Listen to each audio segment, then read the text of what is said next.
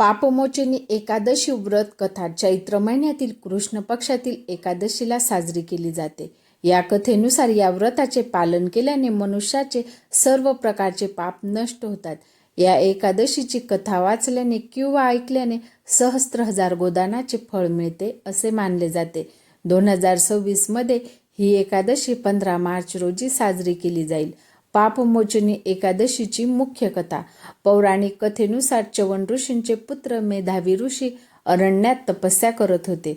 त्यांची तपस्या पाहून इंद्राला भीती वाटली आणि त्यांनी तपस्या भंग करण्यासाठी मंजुघोषा नावाच्या अप्सरेला पाठवले। मंजुघोषाने आपल्या सौंदर्याने मेधावी ऋषींना मोहित केले।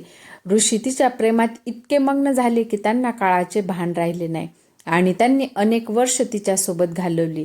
अनेक वर्षानंतर जेव्हा मेधावी ऋषींना आपल्या चुकीची जाणीव झाली तेव्हा त्यांनी संतप्त होऊन मंजुघोषाला पिशाच्य होण्याचा शाप दिला। मंजुघोषाने क्षमा याचना केल्यावर ऋषींना तिची दया आली। त्यांनी तिला शापातून मुक्त होण्यासाठी चैत्र कृष्ण पक्षातील पापमोचनी एकादशीचे व्रत विधीपूर्वक करण्यास सांगितले। पापातून मुक्ती।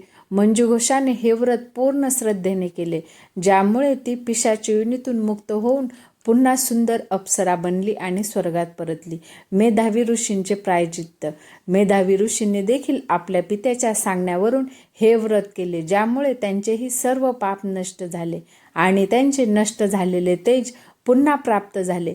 व्हिडिओ आवडल्यास व्हिडिओला लाईक करा, शेअर करा। चॅनलवर नवीन असाल तर चॅनलला नक्की सबस्क्राईब करा। धन्यवाद।